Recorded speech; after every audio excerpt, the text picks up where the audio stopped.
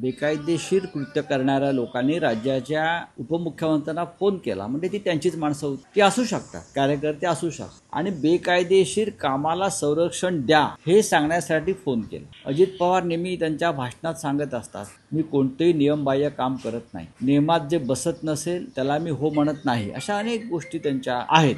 किंवा चुकीचं काम करणाऱ्यांना टायरवरती उलटं टांगून मारा, बारामती तिकडे तिकडे सांगत असतात। इतका मोठा अनुभवी माणूस, 6-7 वेळा डेप्युटी सीएम राहिलेले नेते, त्यांना हे समजू नये की मला ज्यांनी फोन केलाय ते काय काम सांगतायत, कोणतं काम सांगतायत। तर पोलीस अधिकाऱ्यांना सांगा की आमच्या बेकायदेशीर कामांना संरक्षण द्या। आणि कोणता तणाव तिकडे निर्माण झाला होता, तर पोलिसांनी त्यांच्या बेकायदेशीर कामांना संरक्षण द्यावं, कारवाई करू नये म्हणून ते पोलीस अधिकाऱ्यांशी वाद घालत होते। याला तणाव म्हणत नाहीत, याला दादागिरी म्हणतात, गुंडागिरी म्हणतात। अशा गुंडागर्दीला सध्याचं सरकार, मी अजित पवारच म्हणत नाही, जवळजवळ अर्ध मंत्रिमंडळ हे अशा कामांना संरक्षण देत आहे।